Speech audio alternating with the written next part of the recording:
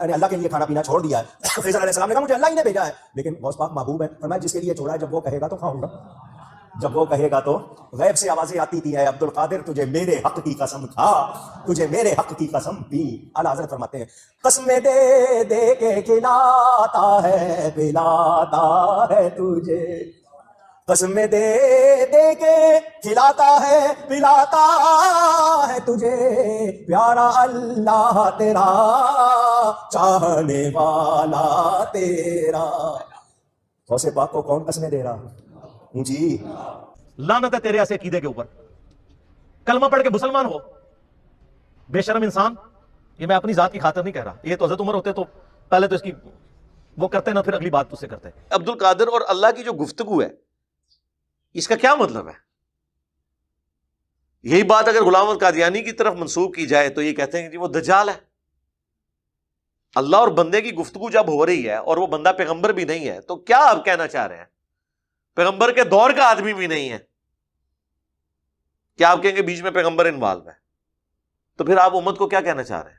اور اس بات کا جواب ان کے پاس کوئی نہیں ہوتا جب آپ ان سے پوچھیں. تذکرۃ الاولیاء جو تصوف میں ایک ٹیکسٹ بک ہے بزرگان دین تصوف, دین اسلام نہیں, ان کے بزرگوں کی, اس میں آپ پڑھیں تو سارے بزرگوں کے بارے میں آپ کو بالکل ملے گا وہ ڈائریکٹ اللہ سے باتیں کر رہے ہیں. رابعہ بصریہ کا آپ کھولیں گے چیپٹر, رابعہ اللہ سے کچھ کہتی ہیں, اللہ پھر رابعہ سے کچھ کہتا ہے. ان سے پوچھیں یہ کس موڈ میں گفتگو ہو رہی ہے؟ خواب بھی نہیں, بیداری میں بیٹھے میں. وہ کہتے ہیں نہیں درمیانی کو حالت ہوتی ہے, کشف ہوتا ہے, یہ ہوتا ہے, وہ ہوتا ہے. یار یہ صحابہ کرام کو تو مطلب کچھ پتہ نہیں چلا. یہ ساری کہانیاں آپ نے بعد کے بزرگوں کے بارے میں کلیم کی ہیں. وہ تو بےچارے جنگوں کی مصیبت ہی اٹھاتے رہے, نہ ان سے نگاہ ماری گئی. آپ دیکھ لیں جب قادسیہ ہوئی ہے تو حضرت عمر مدینے کے باہر جا کے انہوں نے پڑاؤ ڈال دیا تھا کہ جب باہر سے کوئی خبر لے کے آئے تو مجھے پہلے پتا چلے کہ ادھر کیا بنا ہے قادسیہ میں. ظاہر ہے اتنی بڑی جنگ تھی, وہ حضرت عمر ٹینشن میں تھے کہ اگر جنگ ہاری ہے تو میں پھر پیچھے سے کوئی اور پھر فوجی روانہ کروں یا ہم ریٹریٹ کریں اور کوئی اس کے لیے کوئی حکمت عملی تلاش کریں. تو یہ تو کہتے ہیں جی بزرگ اس طرح دیکھ رہے ہیں دنیا کو. اور رب نے مجھے وہ نظر کا کمال دیا ہے کہ اللہ کے جتنے بھی شہر ہیں یہ سارے میرے سامنے ایسے ہیں جیسے میرے ہاتھ کی ہتھیلی پہ رائی کا دانہ ہوتا ہے. بس دیکھتے ہی رہ گئے. ٹھیک ہے, اسی ویسے اینج ہی دیکھنے ہیں. ساڈے بھی جڑا لیپ ٹاپ اور ٹیب وچ نا دنیا اینج سامنے آندی ہے, اینج کر کے چھوٹی وڈی بھی کر لینے. اور اتنے بڑے بزرگ نے جنہوں نے سانو یہ بنا کے دیتے ہیں, لیکن وہ ہے کافر سن, گورے, انہوں نے سانو یہ چیزاں بنا کے دیتی ہیں. 3D ویو بھی ویکھ لینے. جا دیکھ لیں, صحیح بخاری میں موجود ہے, صحیح بخاری کے اندر کہ نبی الاسلام کے مبارک زمانے میں ایک دفعہ بادل آ گئے تو صحابہ اکرام کہتے ہیں ہم نے روزہ افطار کر لیا, بعد میں سورج نکل آیا. تو پھر وہ تابعی کہتا ہے پھر روزے کی قضا کی. انہوں نے کہا اس کے سوا تو چارہ ہی کوئی نہیں تھا. آج بادل نکل آئے, بادل آ جائیں کالے تو جو مرضی ہو جائے, ہم تو گھڑی اور ٹائم ٹیبل کے بغیر روزے ہی نہیں کھولیں گے. تو ان کو کیوں نہیں پتا چلا کہ سورج غروب ہوا ہے یا نہیں ہوا؟ ہمیں تو پتا چل جاتا ہے. تو یہ مان لیں کہ آج کے بزرگ جو ہیں وہ مرتبے میں آگے بڑھ چکے ہوئے ہیں, جن کو آپ نے چیزیں مرتبے کلیم کیے ہوئے تھے. یہ مرتبے نہیں, یہ ٹیکنالوجی ہے, اس کی برکت ہے, اللہ کا شکر ہے. وہ بیچارے اتنی مشکل سے اٹھتے تھے, ہم لوگ الارم لگا کے اٹھتے ہیں, 2 بجے بھی سو جائیں الارم لگا کے, ہمیں یقین ہوتا ہے کہ 4 بجے یا 5 بجے ہم اٹھ ہی جائیں گے الارم کی آواز سے. اور ادھر صحیح مسلم میں دیکھ لیں حضرت بلال کی ڈیوٹی لگی, وہ بھی سو گئے, نبی الاسلام بھی, صحابہ بھی سو گئے, نمازی وقت ہی گزر گیا. سورج نکلنے کے بعد پھر نماز ادا کی. اور یہ آپ کو کہیں گے جی 40 سال تک عشاء کے وضو سے فجر کی نماز پڑھی, 40 برس عشاء کے وضو سے فجر کی نماز پڑھی ہے. اتنی محنت کسی نے کی ہے؟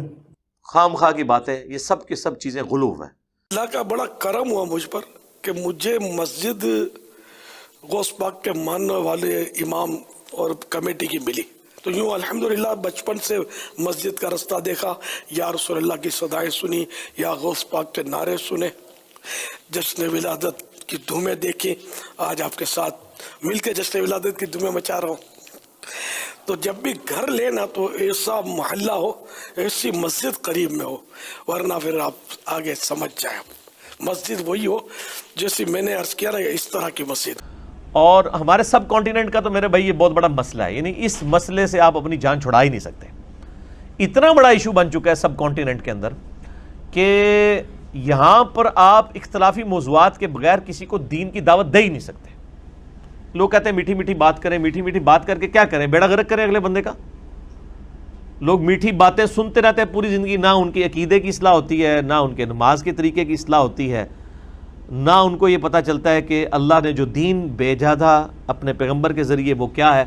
بس وہ یہ سمجھتے ہیں دین یہ ہے کہ اچھا جی یہ جس مولوی کو میں سن رہا ہوں نا اس نے داڑھی رکھی ہوئی ہے، بس دین یہ ہے کہ میں نے داڑھی رکھ لینی ہے، میں نے پگڑی رکھ لینی ہے، شلوار ٹخنوں سے اوپر کر لینی ہے، چاہے مجھے الف بے بھی دین کی نہ آتی ہو. دین تو بنیادی طور پہ علم کا نام ہے، عمل تو بعد میں آتا ہے. یہاں پہ لوگ نمازیں کب شروع کرتے ہیں؟ کسی کا جوان بیٹا مر گیا، کسی کی بیوی مر گئی، کسی کی ماں مر گئی تو نمازیں شروع کر دے گا. نمازیں کیسے شروع کرے گا؟ وہ اس کے محلے کی جو مسجد ہے نا، اس مسجد کا جو فرقہ ہے نا، اس فرقے میں وہ فلرش کرے گا. حالانکہ ہونا چاہیے تھا کہ اب اس نے اللہ کے لیے ڈیسیژن کیا ہے، اتنی جڑی مسیدی اتنے ہی جا بڑے آتے مطلب وہی کام شروع کرتا ہے. ہمارے محلے میں ایک واقعہ ہے کہ ہمارے محلے میں میری دادی ماں بتاتی ہیں، ایک وہ میری دادی ماں کی آلموسٹ ہم عمر ہی تھی، وہ فوت ہو چکی ہیں، تقریباً 70s کی ایج میں وہ فوت ہو گئی تھی. تو ان کے بارے میں دادی ماں بتا رہی تھیں کہ یہ خاندان پہلے یعنی مسلمان تھا، سنی خاندان تھا. یہ جب وہ بوڑھی عورت پیدا ہوئی نا تو وہ جس باپ کے ہاں وہ اولاد پیدا ہوئی وہاں پہ ان کے گھر اولاد کوئی نہیں تھی. کتنے عرصے بعد اللہ نے ان کو بیٹی دی. اس بندے نے کبھی نماز روزہ کبھی کوئی چیز نہیں پرفارم کی تھی. یعنی میں بات کر رہا ہوں 19 سن کوئی 20-25 کے قریب کی، پاکستان بننے سے پہلے. ان کے گھر بیٹی ہوئی، وہ اتنا خوش ہوا کہ وہ مسجد میں چلا گیا شکرانے کے نفل پڑھنے کے لیے. اور وہ مسجد جو ہے وہ قادیانیوں کی عبادت گاہ تھی. وہ قادیانی ہو گیا، آج ان کی پوری نسل قادیانی ہے. استغفر اللہ پڑھ رہے ہوتے بریلوی دیوبندی اہل حدیث بھی انجی ہوئے جائے. یعنی آپ نے کبھی دیکھا ہے کہ ایک بریلوی کی ماں مری ہو اور اس نے نمازیں شروع کر کے وہ اہل حدیث ہو گیا ہو؟ فلرشنگ بریلوی ہوگا وہ بریلویت میں ترقی کرے گا، اسلام میں نہیں. اہل حدیث جو ہے وہ اہل حدیثیت میں ترقی کرے گا، اسلام میں نہیں. ایک شیعہ تو وہ شیعت میں ترقی کرے گا. کبھی آپ نے سنا ہے کہ جی ایک شیعہ کا جوان بچہ مر گیا اور ماشاءاللہ وہ اس کے بعد سنی ہو گیا؟ نہیں، وہ پریکٹسنگ شیعہ ہو جائے گا. وہ کہے گا ایت کی مرم والے لوگ تھے 2 دن میں 10 دیکھا دیا گا. تو یہاں پہ جب کوئی بندے کو ٹھوکر لگتی ہے نا، وہ علم نہیں حاصل کرتا بلکہ اپنے فرقے میں فلرش کرتا ہے. اور ٹنی والا ہی کام ہوا ہے نا، پڑھ پڑھا کے سنی، ٹنی پڑھ پڑھا کے نہیں، بس وہ ویخ وکھا کے سنی، اندھے بن کے سنی. تو یہ اس طریقے سے معاملات چل رہے ہوتے ہیں. اللہ تعالیٰ جس کو توفیق دیتا ہے وہ پھر علم کے اوپر یعنی بنیاد رکھتا ہے. اور نبیوں کی وراثت جو ہے وہ تو علم ہے نا جی، عمل تو بعد کی چیز ہے. بات سنانی ہے وہ سنو، محبت سے سنو، فتوے والے نہ سنیں، دوسرے سنیں، دل والے سنیں. ایک شخص آیا، حضرت میں نے خواب میں اپنے باپ کو دیکھا، میرے باپ کی وفات ہو گئی ہے، میں نے اس کو عذاب میں دیکھا. خواب میں باپ کو عذاب میں دیکھا ہے. باپ نے مجھے خواب میں کہا ہے غوث پاک کے پاس جاؤ اور ان سے میرے لیے دعا کراؤ.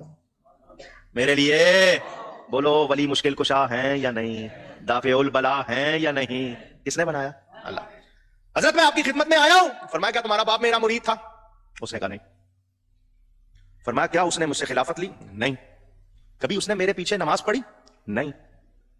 وہ تو سستیاں تھی زندگی میں، نماز کی دوسری چیزوں کی سستیاں ہی تو تھیں. آپ نے گردن چکا لی. بتاؤ اس نے کبھی مجھے دیکھا؟ نماز نہیں پڑھی میرے پیچھے، میری تقریر نہیں سنی، میرا مرید نہیں ہوا، خرقہ نہیں لیا، مجھے دیکھا؟ اس نے کہا پتہ نہیں. فرمایا میری گلی سے گزرا، میرا لنگر کھایا؟ مجھے دیکھا، میری گلی سے گزرا، میرا لنگر کھایا؟ اس نے کہا نہیں پتا. غوث پاک نے نگاہیں جھکائیں. فرمایا مجھے فرشتے نے بتایا ہے کہ اس نے ایک مرتبہ آپ کو دیکھا تھا. اس نے آپ کو دیکھا تھا اور دیکھ کر بہت خوش ہوا تھا. منہ نہیں بٹیا سی، تیوری نہیں چڑھائی تھی، برا نہیں، بلکہ دیکھ کر خوش ہوا کہ واقعی اللہ کے ولی ہیں. جب اس نے فرشتے نے گواہی دی، فرمایا جا اللہ نے تیرے باپ پر رحمت کر دی ہے. اس نے کہا میں نے اپنے باپ کو بہشت میں دیکھ لیا ہے. آپ نے فرمایا جو شخص، دھیان سے سنو، غوث پاک نے کیا فرمایا؟ جو شخص صرف میرے نام سے نسبت رکھے گا، میرے نام سے، یا دل میں میرے لیے اچھا عقیدہ رکھے گا، میرے بارے میں اچھا سوچے گا، اللہ اس کی توبہ قبول فرمائے گا. سنو اب دوسری خوشخبری. سیدنا غوث پاک رضی اللہ تعالیٰ عنہ فرماتے ہیں اللہ تعالیٰ نے مجھ سے وعدہ کیا، محبوب ہے نا، وعدہ کیا ہے کہ وہ میرے دوستوں، محبت کرنے والوں، نام پکارنے والوں اور میرے بارے میں اچھا عقیدہ رکھنے والوں کو جنت میں داخل فرمائے گا. ایسی خوشخبریاں ہمارے غوث پاک دے رہے ہیں. رب کی عطا سے اللہ نے ان کو یہ شان دی ہے، ہم ان پہ جان کیوں نہ مارے؟ انہوں نے ہی بیڑا پار لگانا ہے انشاءاللہ. بخاری مسلم دونوں میں حدیث ہے کہ عبداللہ ابن ابی جب مرا ہے، حضور علیہ السلام نے اپنا کرتا مبارک کفن کے طور پہ اسے دیا، چونکہ اس کا بیٹا صحابی تھا، نبی علیہ السلام کی اخلاقیات تھے. اپنے مبارک ہاتھوں سے اسے قبر میں اتارا، جنازہ پڑھایا، اپنا تھوک مبارک اس کے منہ میں ٹپکایا. لیکن اینڈ رزلٹ یہ ہوا کہ سورہ توبہ میں آیات نازل ہوئیں کہ آپ 70 دفعہ بھی ان کے لیے مغفرت کی دعا کریں، ہم قبول نہیں کریں گے. اور آئندہ نہ تو آپ نے ان کا جنازہ پڑھنا ہے اور نہ کسی کی اس طرح کے بندے کی قبر پہ آپ نے کھڑے ہونا ہے. تو وہ اللہ کی مرضی کسی کو نفع پہنچائے یا نہ پہنچائے. بخاری مسلم دونوں میں حدیث ہے، نبی علیہ السلام کا ایک غلام تھا مدعم، جو آپ علیہ السلام کہ اونٹ کا کجاوا کسا کرتا تھا، سفر و حضر میں آپ کو وضو کرواتا تھا، آپ کے ساتھ ایک اٹیچ تھا. جب مر گیا خیبر کے موقع پر ایک نامعلوم تیر اسے لگا، کوئی دشمنوں کی طرف سے تیر آیا تو لگ گیا، وہ شہید ہو گیا. تو صحابہ نے کہا کہ ہم تو اس کو جنت کی بشارت دیتے ہیں، کتنا خوش نصیب ہے یہ. تو نبی علیہ السلام فرمایا تم اس کی جنت کی بات کر رہے ہو، اور مجھے اللہ نے دکھایا کہ اس نے مال غنیمت سے صرف ایک چادر چوری کی تھی جو آگ کی اس کے اوپر ڈال دی گئی ہے. اب دیکھیں، یعنی اس سے آپ کو پتہ چل گیا صحابہ کرام کو وہ چادر نظر نہیں آئی، تو آپ کے بابوں کو کسی کی آخرت کیسے پتہ چل سکتی ہے؟ کشف القبور اور وہ پتہ نہیں کیا کیا کلیم کرتے ہیں. سورہ توبہ میں بھی آیا نا کہ ہم نے مومنین کی جانیں اور مال جنت کے بدلے میں خرید لیے. اور پھر ساتھ آیا کہ اے اہل ایمان اس بیعت کے اوپر خوشیاں مناؤ. یہ ہے وہ بیعت، انہوں نے پکڑ کے دوسری والی بیعت بنا لی ہے. مسلمان کی بیعت تو اللہ کے ساتھ ہے، نبی علیہ السلام کے ساتھ جو بیعت ہے یا خلفائے راشدین کے ساتھ وہ بیعت خلافت ہے، یعنی وہ اللہ کے خلیفہ ہیں دنیا کے اوپر، اللہ کے ریپریزنٹیٹو. بیعت اللہ کی لے رہے ہیں وہ بھی، کہ ہم اس کے نائب کی حیثیت سے. یہ جو حضرت عیسیٰ علیہ السلام نے کہا تھا من انصاری اللہ، کون ہے جو میری مدد کرے اللہ کے لیے؟ تو قال الحواریون نحن انصار اللہ. تو حضرت عیسیٰ کے 12 ساتھی تھے اور ہے بھی وہ دھوبیوں کو بات سمجھ آ گئی. حضرت عیسیٰ علیہ السلام گلیلی جھیل کے کنارے جا کے نا ان جو دھوبی کپڑے دھونے آیا کرتے تھے ان کو دعوت دی، باقیوں سے نے تو قبول نہیں کی، انہوں نے قبول کر لی. تو انہوں نے کہا ہم اللہ کے لیے آپ کے ساتھی. تو حضرت عیسیٰ علیہ السلام بھی اللہ کے لیے اپنے ساتھ لوگوں کو اٹیچ کر رہے تھے. پیغمبر اٹیچ کرتا ہے اللہ کے لیے، پیغمبر اپنی ذات کے لیے نہیں اٹیچ کرتا. سورہ نساء کے اندر بھی آیا ہم نے کوئی بھی رسول بھیجا نا وہ اللہ کے اذن کے ساتھ اللہ کی طرف بلاتا تھا، اپنی طرف نہیں. سورہ آل عمران میں بھی آیا، اللہ تعالیٰ فرماتا ہے کبھی ایسا نہیں ہوا کہ ہم کسی پیغمبر کو نبوت اور جو ہے وہ اپنا حکم دے کر بھیجیں اور لوگوں سے وہ یہ کہنا شروع کر دے کہ لوگوں اللہ کو چھوڑ کے میری عبادت کرو، بلکہ وہ تو کہے گا کونو ربانیین، اللہ والے بن جاؤ. تو جب پیغمبروں کا یہ سٹیٹس ہے تو سر یہ پیر فقیر بابے بزرگ ان کی تو کوئی حیثیت ہی نہیں ہے. یہ تو اللہ کے ریپریزنٹیٹو بھی نہیں ہے، نہ اللہ ان کو آن کرتا ہے. پیغمبروں کے پیچھے تو اللہ کھڑا ہے نا، کتابیں ان کو دی ہیں نا، ان کو بھی اللہ کہہ رہا ہے کہ میرے اذن سے میری طرف بلانا ہے، اپنے آپ کو بیچ میں بوت نہیں بنانا. قل یا اہل الکتاب تعالوا الی کلمۃ سواء بیننا وبینکم الا نعبد الا اللہ. اہل کتاب آؤ ہم اس ایک بات پہ اکٹھے ہو جائیں جو تم میں اور ہم میں کامن ہے، کہ ہم عبادت نہ کریں مگر ایک اللہ کی، اور آپس میں ایک دوسرے کا رب نہ مان لیں. اور اے نبی اگر یہ منہ پھیر دیں تو کہو کہ تم گواہ ہو جاؤ کہ میں نے تو سر تسلیم خم کر دیا اپنے رب کے سامنے. تو انبیاء اس لیول کی دعوت پیش کرتے ہیں، اور انبیاء کے پیٹرن پہ جو ان کے ماننے والے لوگ ہیں وہ بھی آپ ان کو دیکھیں گے، وہ کبھی بھی اپنی ذات کے ساتھ نہیں چھوڑیں گے. یہ پہلا اور آخری لٹمس ٹیسٹ یہ ہے کہ جو دعوت اللہ کے لیے دے رہا ہے اس کے بعد اینڈ رزلٹ کیا ہے، وہ اپنے ساتھ جوڑ رہا ہے یا اللہ رسول کے ساتھ جوڑ رہا ہے. یہ آپ کو فرق نظر آ جائے گا کہ وہ خود تو نہیں بت بن گیا، تو آپ سمجھ لیں پھر اس کی دعوت جو ہے نا وہ شخصیت پرستی کی دعوت ہے۔